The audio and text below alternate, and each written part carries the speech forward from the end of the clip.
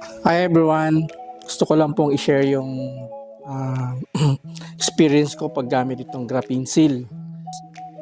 And then, meron po ako na experience na bumili ako ng graphene seal sa Lazada. Pero, yung nabili ko po is fake. Yes, totoo po. Meron pong fake na graphene seal. Ipunin niyo ang pagkakaiba. Yung isa ay napakaitim at yung isa naman ay malinaw.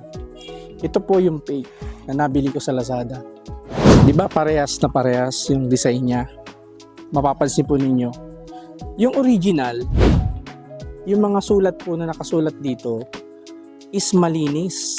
Tapos yung barcode niya kitang-kita. Kahit po i-check nyo to, kitang-kita yung barcode niya. Pero itong fake one, mapapansin po ninyo, parang pinasinerox lang, photocopy lang, malabo, saka ang itim nung ano niya.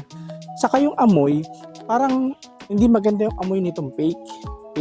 Ito namang original is parang waterless siya. Maganda siyang nagpapakintab talaga. So disclaimer lang po sa mga gumagamit ng graphene.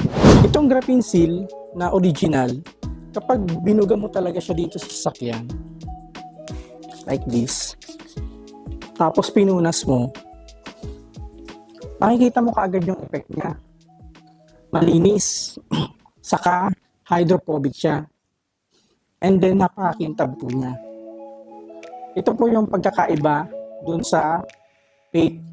Yung fake one po kasi, hindi po talaga siya nakakapagpakintab. Kahit anong kuskus mo, kahit anong linis mo, hindi siya nakapagpakintab. Napaka pa rin niya. Parang kikintab din siyang konti, pero iba yung pagkakaiba niya dito sa original. Ito po tayo sa original na graphene seal. Kasi talagang totoong nakapagpakintab siya at malinis at talagang hindi siya harmful effects sa katawan. Dahil po itong fake na graphene seal na bili ko sa Lazada is masakit sa balat. Yun po yung katotohanan.